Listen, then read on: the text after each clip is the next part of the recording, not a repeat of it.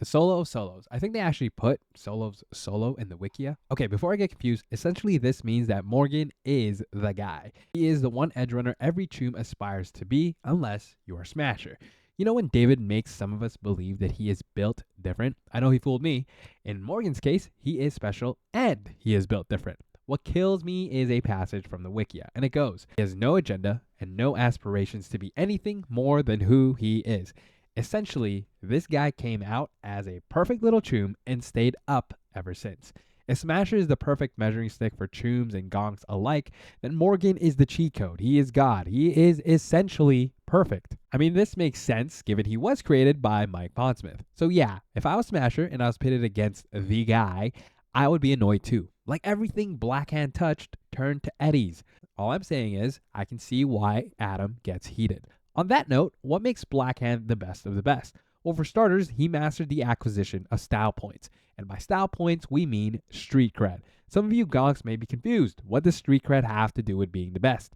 And that's the thing. Street cred is everything in Cyberpunk. I know in the game, the devs actually did a really good job using street cred because the more you have, the more access you have to gigs that are technically harder or more difficult. You gain access to Rogue, who is essentially a higher level fixer. But there is just more to it in the TTRPG version of the game. And without getting myself confused or you gonks confused, I choose to say style points. Morgan Blackhand was styling with how he lived as a cyberpunk. His look, his demeanor, and most of all, how he completed his gigs. If Adam is loud and obnoxious, Morgan is all about finesse and suaveness. I also can't say for certain which character was created first, and what I mean is if Blackhand or Smasher was made first, the other was made just to be the polar opposite. And we see this in their rivalry, especially during the Fourth Corporal War. Morgan joins Militech, so Smasher joins Arasaka. As we talk in more detail in the coming videos, I want you Chooms to see where I'm coming from. If Smasher is motivated to prove that machine is better than flesh, then what motivates Blackhand? I mean, it just can't be Eddie's, right?